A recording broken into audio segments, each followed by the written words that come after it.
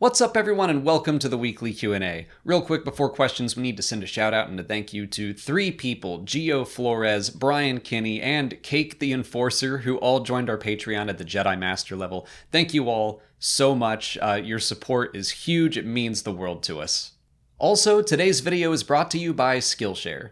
Star Wars has inspired countless people to become creators or storytellers themselves. It inspired me to make this YouTube channel, but it's inspired others to become filmmakers, writers, droid builders, cosplayers, and so much more. We're constantly learning to improve our craft, and Skillshare has thousands of classes taught by professionals to help you do exactly that. I've used it to help my work in After Effects, for example. Jake Bartlett's class on achieving a VHS look helped me make this old 80s style video I did. Or right now I'm watching a class on the basics of storytelling by Daniel Jose Older, an actual Star Wars author, because I have some future projects in mind that I want to be more story-driven. No matter how you express your fandom and creativity, Skillshare can help. The first 1,000 of my viewers to sign up through my link in the description will get a 1-month free trial of Skillshare so you can start exploring your creativity today. For our first question, Rick Villanueva asks if Commander Cody would have fit into the Obi-Wan Kenobi series as originally planned. Yeah, so Stuart Beattie, the original screenwriter for the film that was then turned into a series, but the series was still based off the film. He's done some interviews for thedirect.com, and one of those interviews, he talked about how Commander Cody was going to be in his original version. It does sound interesting. I do kind of like what they talked about, that Cody, his first scene, it was going to be kind of like, a clone is sneaking up on Kenobi and he attacks him. And it's basically like, no, they're friendly.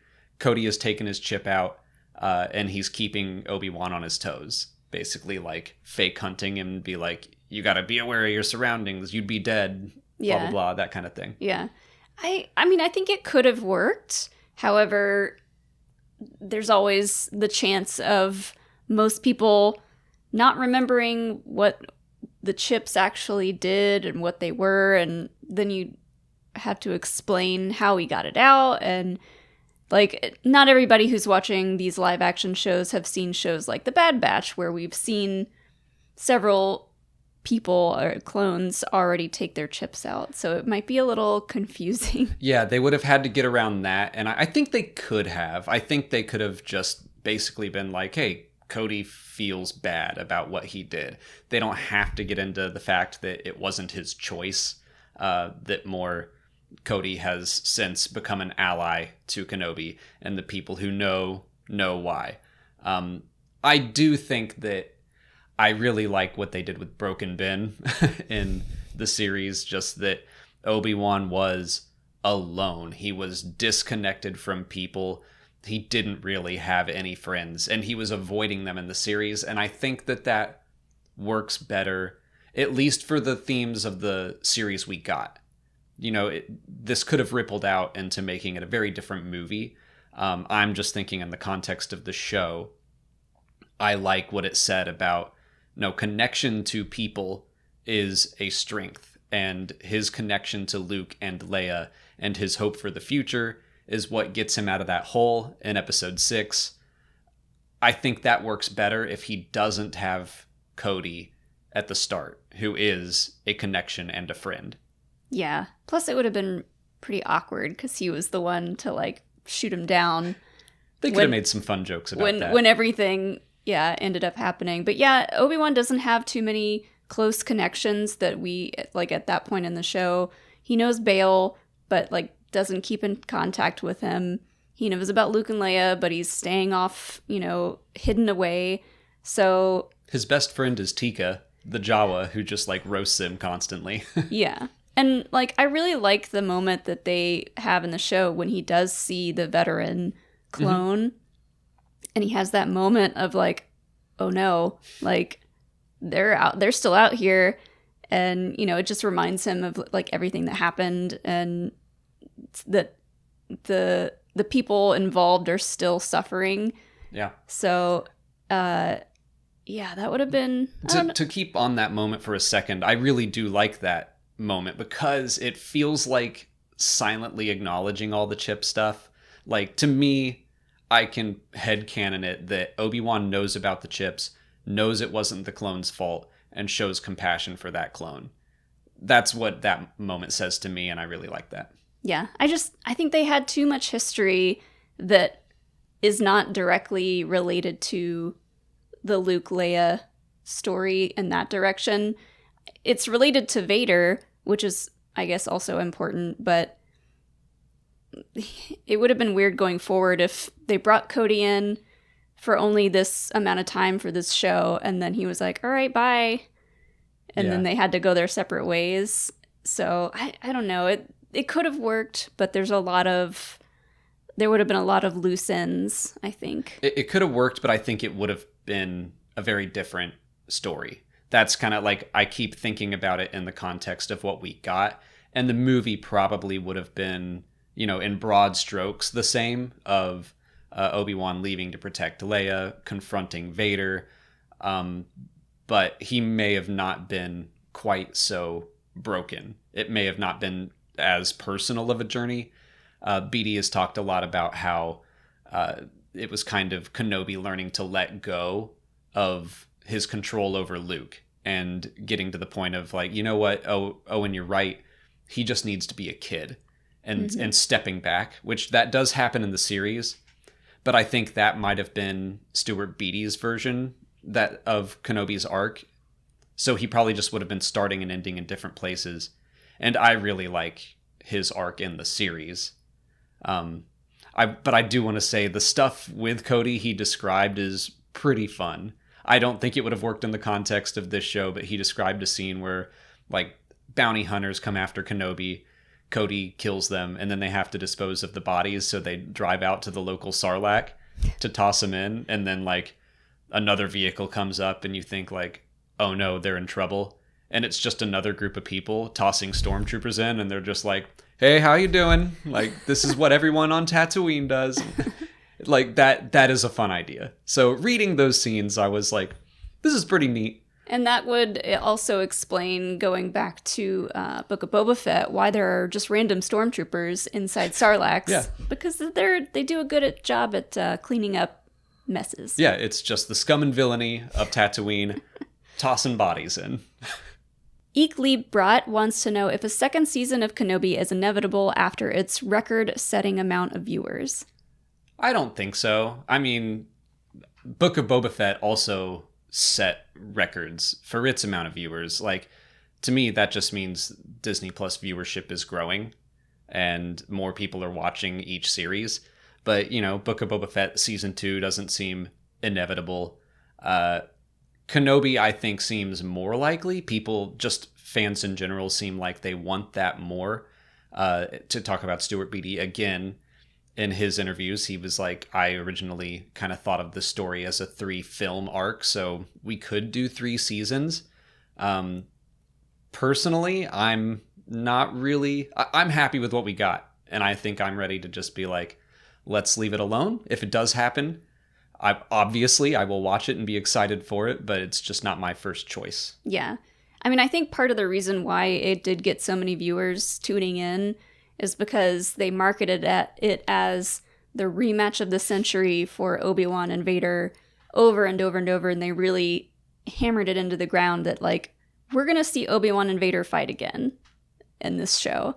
And unless they can promise that again for a season 2, That's the thing, where I think to the more casual audience, the people who just watch the movies and the TV shows, the live action shows, I think it would be a hard sell if they don't. And I don't think that Obi-Wan and Vader should, meet up every season. Yeah. I like the way that they ended their confrontation. So, like, how do you raise the stakes?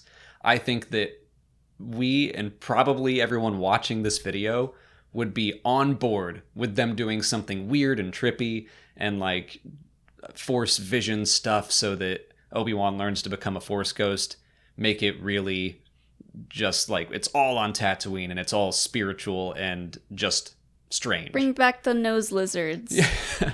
I think that we would all be down for that. I think that other people would just be confused by it. People who had never seen the Clone Wars would be like, what is this show now? Yeah. Like, it feels so different from the first season. Yeah, and it's hard to tell people that, like, Obi-Wan and Vader shouldn't meet up again after everything we went through in this show. Like, it just wouldn't feel right. And I don't want to say, like, there's no way it can happen and it shouldn't happen, because I always go back to the Leia thing, where I was very much like, Obi-Wan should not leave Tatooine. And that's just because I hadn't even remotely considered this, in retrospect, very obvious idea that there's probably other obvious ideas for good stories out there. It's just like, I haven't taken the time to think of them yet. But I do think it would be a challenge to raise the stakes for season 2 for the more general audience that doesn't, watch all of the animated stuff and read the books and comics and what have you. Yeah, we've talked about this before, but I think we would rather see a spin-off series taking something from the Obi-Wan Kenobi show and kind of elaborating on it, like The Path or Reva or a little Leia series, which I would love to see. But it just wouldn't be a season 2, really. It would just be a spinoff. Yeah. Nay214 asks who we would want to see in the main cast of a hypothetical series about the Path. That's why I didn't expand upon what you just said. Okay. I was like, I think that a Path series, a spinoff of sorts, makes a lot of sense, where Obi-Wan can pop up. He can help out now and again. I am totally down for that. I just think that he should be a supporting character and not the main character moving forward. Mm-hmm. So, yeah, I think you talk about Reva, because that's more your thing. I don't want to take that. Well, yeah, I always thought, so we lost Tala.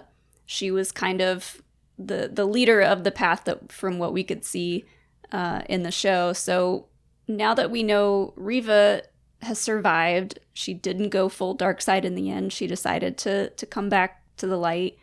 Have Reva take Tala's place and show us what her atonement is going to look like, and have her take part in the Path going forward. And yeah, Obi-Wan can come in and help as a cameo supporting character once or twice, but yeah, that would be really cool to see what Reva's journey continues to look like after how it ended. It could even start, like, the first episode could be her living with Obi-Wan in his hut, because I don't think Obi-Wan is like, oh, you're good now? Well, okay, see ya. I trust you with this knowledge of Luke, incomplete as it may be.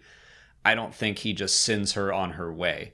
I think it would be cool to see them continue to have some sort of relationship as these two people that were so deeply affected by Anakin's fall, continuing to learn about one another to the point where it is believable that Obi-Wan's like, all right, you're cool, you're in the inner circle, you want to help out with the Path, great. Or maybe they even set up a safe house on Tatooine or something, but mm-hmm. I love the thematic journey for Reva, that at first she is fighting against the Path because she's angry and resentful of it, but now she is on their side, and instead of seeking revenge, she is going to make sure, she's going to try to heal those wounds by making sure that what happened to her never happens to another kid again.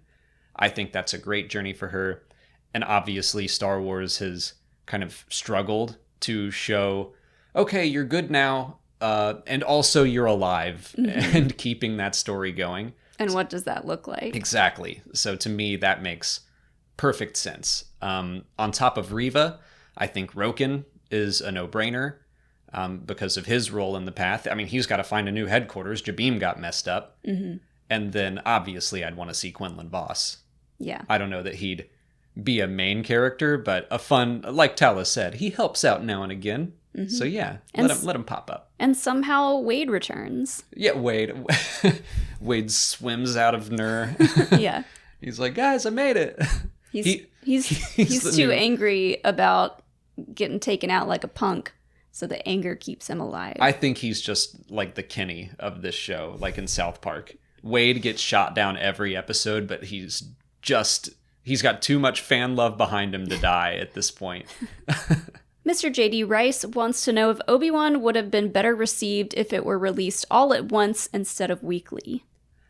I kind of think so. Like, I mean, this is sort of the movie debate as well. Should it have been a movie? And I do think that this isn't really a condemnation of the story at all. Really, I think it's more that people just don't know how to watch TV shows anymore. That's what I feel like. People have zero patience for a lot of things, and TV shows are definitely one of them, because streaming networks like Netflix, Hulu, all the rest of them, they've been going at it differently this whole time by dropping entire seasons of shows, having people binge watch them. But like, when someone sees a new show that isn't like that and they have to go one episode at a time, for some people that's a lot harder to go about it and be open-minded about what next week is going to look like. I kind of feel like Star Wars fans, I don't think this is a unique problem to Star Wars, but just from my perspective, if you really dive deep into Star Wars lore, so many things have backgrounds to that, so many characters, like you can learn their stories, so many questions have answers. And I think Star Wars fans don't like the feeling of not knowing things. And so when they have a question about a show, it's like it becomes a problem. Mm-hmm. And it's like, just wait. I mean, that's when we were watching episode 2 with everyone at Celebration and the Grand Inquisitor gets stabbed. And everyone looked at me like, what does this mean? And I was like, just watch the show. Like, no. He's probably fine. And guess what? He was. Explain it to me. Yeah. I mean, I agree that everything about that was, I think, what Gold Leader, one of the Schmoedown competitors, said. He was like, the cinematic language is showing us that he's dead. And I agree. Like, showing his dead body lying there, or lifeless body, it makes it look like he's dead. But I was just like, they know who the Grand Inquisitor is. They're not going to kill him. Mm-hmm. So everyone just wait. And I think a lot of that happens where just any little question that pops up, people want to get defensive about it almost. Mm. Well, yeah, when you're forced to watch a show one episode at a time, 1 week at a time, it just gives people more time to pick apart that one episode instead of seeing how it connects to the rest of the episodes and how they kind of flow into each other. And, part of it too is the fact that it was going to be a movie and then it was a show. So like the high and low points of the show as a whole kind of do this. So that may have been harder for people to see drawn out 1 week at a time. I wanted to bring that up because this does feel a little bit like they had to kind of fabricate some stopping points, some cliffhangers that weren't exactly cliffhangers. Everything felt natural in the show. Like it does feel like a story that I think people would have had less complaints about if they had just sat down and been able to watch it all. I do think that, The Mandalorian was devised as a series, and it's way more episodic than Kenobi was. So I do think that that's at play as well. Mm-hmm. But I think people just need to remember, this is a TV series. I promise you'll get a full story by the end of it. Just be patient. That's it. Well, too, because Stranger Things season 4 just ended and it was like a huge hit and a huge success. I'm curious going forward to see if other TV shows adopt that version of it. So where they dropped Volume 1, which was 7 episodes. And then Volume 2 was like the big 2-part long finale. So like, I'm curious to see if Star Wars decides to do something like that. I hope they don't. I mean, I prefer what they currently are doing. I like going week to week.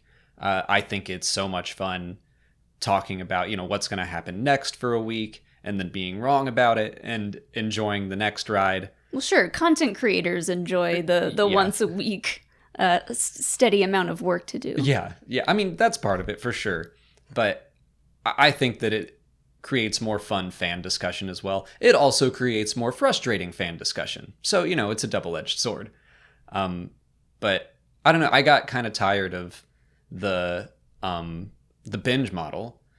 I like being able to blow through things, but I remember when The Expanse Season 4 came out, and that was its first season on Amazon, and I was like, I'll watch 1 or 2, and then I watched them all, and then I was mad that I didn't have any more Expanse. Yeah. And then seasons 5 and 6, I think, released like the first 3, and then went weekly.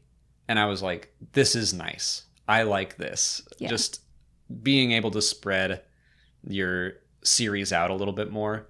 I prefer that personally. Mm-hmm. It's like having to wolf down a 5-course meal in 10 minutes versus going to a nice restaurant, having a drink, having an appetizer, having a good time, having good discussions for, however many hours long. That's way better. Yeah. It fits perfectly in with the Star Wars buffet analogy that Force Center uses all the time. Is that, you go to a buffet and you're probably not going to get everything there. There's a little something for everyone. Yeah. But don't wolf it all down. You'll feel sick. Elijah Prusa asks if Sabine could make her live-action debut in The Mandalorian Season 3 instead of Ahsoka. I hadn't thought about that, but it wouldn't really shock me if that happened. It would not shock me either, to be honest. And, from the footage that we saw at Celebration for Season 3 and how Mando heavy it is, it would make sense. Yeah, that footage had more Mandalorians than we've ever seen. So, and obviously she is Mandalorian.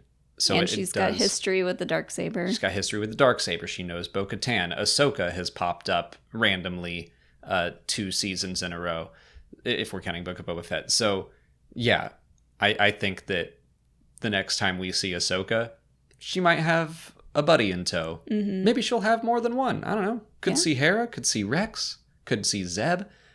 Man, if they do Zeb in live action, that'll be wild. That's a great way to really hype up people for the Ahsoka show. Just drop a few little nuggets of these characters and then tell people like, hey, these characters, they're going to get their own show. Yeah. It feels very much like, even if it's in the post-credit scene or whatever, I do think that because Ahsoka is going to be related to The Mandalorian, there will be some tease, something to be like, hey, everyone, get ready for the Ahsoka series, and it's coming out in June or whatever. That maybe they'll give us the release date right as The Mandalorian ends. Also, I just want Sabine to meet Grogu. Everyone should be able to do that. Yeah. It's just a long line of every character in Star Wars waiting to shake his tiny hand. On to YouTube questions. Mitwit Gaming wants to know how we think grocery shopping works in the galaxy far, far away. I don't know. But this had a lot of upvotes. Did it? So let's dig into this. Okay. Well, I mean, we have seen Ezra and Zeb go to the market to steal fruit. Yeah. So there is that. We know there are markets and vendors. I think it's basically a farmer's market every weekend. Are there weekends in Star Wars? Yeah, sure. Now I have so many questions. But a farmer's market where you can just go pick from a bunch of fresh produce. And, you've got your butcher that's who Obi-Wan was working for. So that's where you would go to get your meat. I think it would be pretty simple. I'm wondering if they offer a service like Uber Eats, though. That makes sense. Or Uber Eats, or like a meal delivery kit or something. Yeah. Yeah, something about whatever Beru was making in that weird machine in A New Hope, where she's just like putting stuff into like a space blender. Well, obviously Beru is the kind of person that's going to go to the farmer's market, make a nice home-cooked meal. I think Obi-Wan, we saw him like dissolve a stew or whatever, kind of like Rey and her portions. That's probably what the meal kit delivery is. There's just like, here's your packet of stew. Yeah, just add water. It's like the portions from Force Awakens. You got your veg meat, you got your polystarch. Basically, they're like MREs that'll keep you alive, but not taste great. Which sounds exactly like where Obi-Wan's head is at that point. He's like, I don't deserve good food. I'm just going to use whatever this is. He feeds his Yopi better than he feeds himself. Now, this question also wonders, is there such a thing? Because, yeah, we do know there are markets. would there be a Costco or something like that, Sheeves Club, where you have it would definitely be an Empire-run situation where it's like... You have to have a membership card and your chain code out. Yeah. And like, you have to just buy a lot of something instead of just how much you would need. There's definitely something there. I think the closer you get to the core, Outer Rim worlds, that's probably where you got your markets and your butchers and your individual businesses. But the closer you get into Coruscant, that's where everything is more and more commercialized and run by the Empire, so they can make sure they're profiting from it. Yeah. And they have all of their own brands of things, except unlike Costco, which makes a lot of great Kirkland brand stuff, whatever the Empire brand would be, it's all garbage. Palpland? Palpland? Sheevland? I don't know. It's got to be something based off of him. He's going to slap his name and his face on everything. Yeah. You got to look at his wrinkled old face while you're eating cereal every morning. And you're like, thank you, Emperor. Palpos. Palpotines. Yeah. Palpatines. Yeah. Something. That's saltines. There's something there. Stand by for more jokes on the Star Wars version of Costco. Blake Davison asks how Ahsoka reacted to sensing Anakin's death in Return of the Jedi. We don't know, but I imagine it would have been quite the roller coaster, because she did not sense Anakin in the Force for a while. She did not know that Darth Vader was Anakin. As far as she knew at the end of Revenge of the Sith, he was dead. Then in Star Wars Rebels, we see them encounter each other for the first time. She reaches out in the Force just to kind of affect Vader, and then realizes once she like digs into his presence, that's like, no, that's Anakin. Mm-hmm. So I kind of wonder if she felt Anakin return to the light side and was like ecstatic, and then felt him disappear again and wondered what happened. I don't know that she would have felt that happen or not, because yeah, like what we see in Rebels, she's close to him, like physically close, mm-hmm. and like they're involved with each other at the time, but who knows where she might be at during the time of Return of the Jedi when all the end stuff goes down. But I know we've talked about this before. I want to see this story told in the certain point of view for Return of the Jedi. Just whether or not she has an immediate knowing of what's going on and reaction. I just want to see Anakin's Force Ghost make his rounds and make her one of the first stops. Like right after partying at Endor, he's like, all right, I'm going to go visit Snips and have a talk. I got to apologize to her. He's just got to go apologize to everyone. Yeah. Sorry about that whole thing. Yeah, that's the only reason why he is able to be a Force Ghost. He has to go make amends. Yeah, but our fingers are crossed for, it should be next year. We'll get a certain point of view Return of the Jedi book. And then hopefully Ahsoka is one of the last stories that it can be her experience of whether she senses Anakin's return or not, or if it's the Force Ghost or both. I think that's when we'll get our answer. Matthew Kelly wants to know if we'll see Inquisitors in the Andor series. I don't really think so.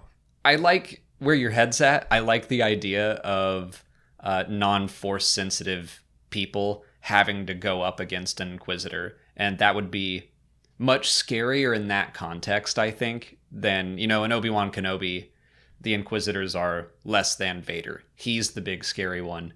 But if we met a new Inquisitor that was big and terrifying, and if the Ninth Sister kicked the door in and started to try to wipe everyone out, although her fate is up in the air right now as of Star Wars Jedi Fallen Order. Yeah. But an Inquisitor would be a fun idea.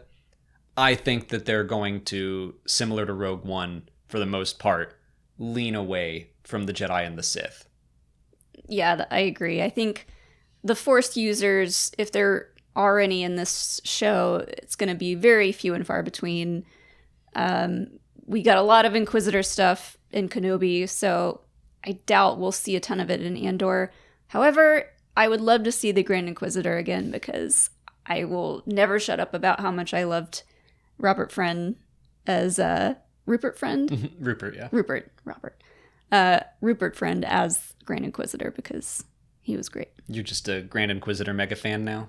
Mm-hmm. You're a Stan Inquisitor. Yeah, yes. That Funky Monkey asks if Thrawn will have a hand in the return of Palpatine or the creation of the First Order. I don't think so.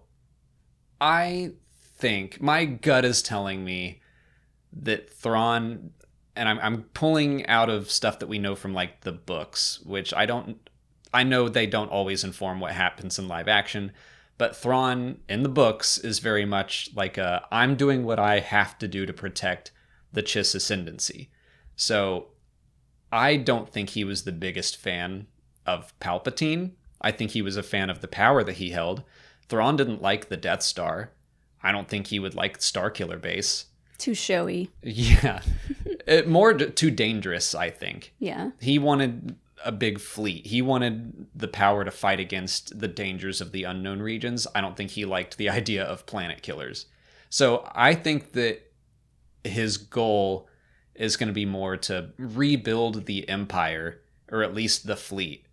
I think that's more where we are headed rather than we need to recreate the Emperor, and then we need to recreate this even more fanatical version of the Empire with even more planet killers.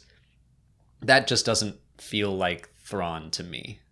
Yeah, I don't think Thrawn was a big fan of Palpatine. And I think Thrawn would have thought that the First Order was very messy and poorly run. He would have wanted to have nothing to do with Kylo Ren and Hux and all of them. He'd just be like, oh, there's another one. Yeah.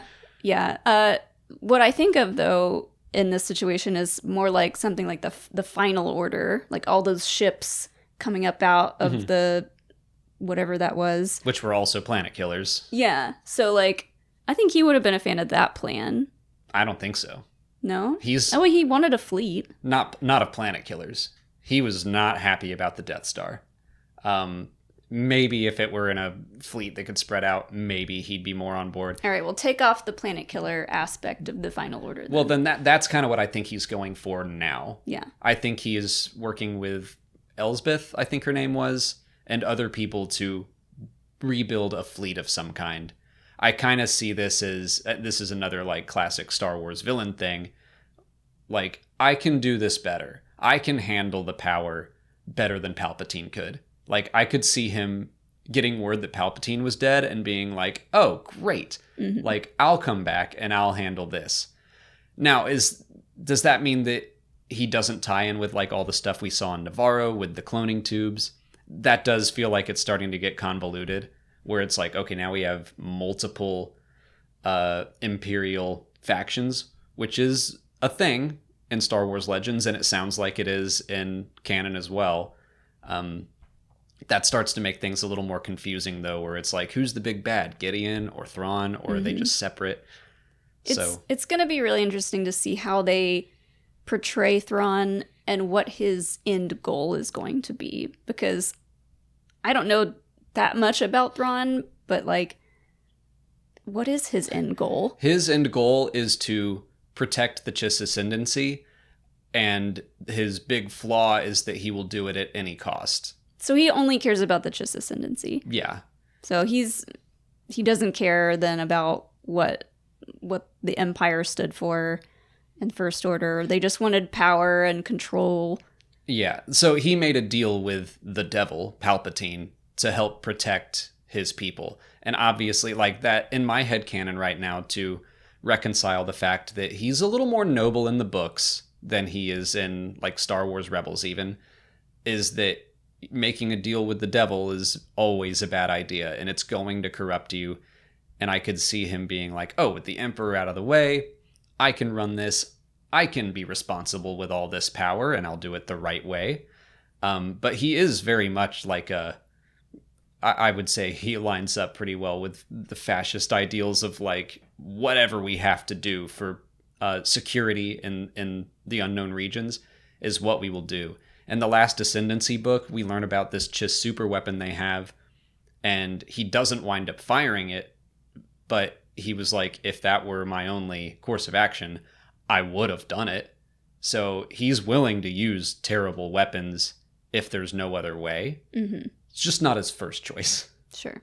That's all the time we have for questions today. If you want to leave a question for next week's video, just put it in the comments below or sign up for Patreon to join our weekly Q&A discussion. If you haven't already, please like this video, subscribe to the channel. Follow us on Twitter, Instagram, Facebook, and TikTok. And as always, thanks for watching, and may the Force be with you.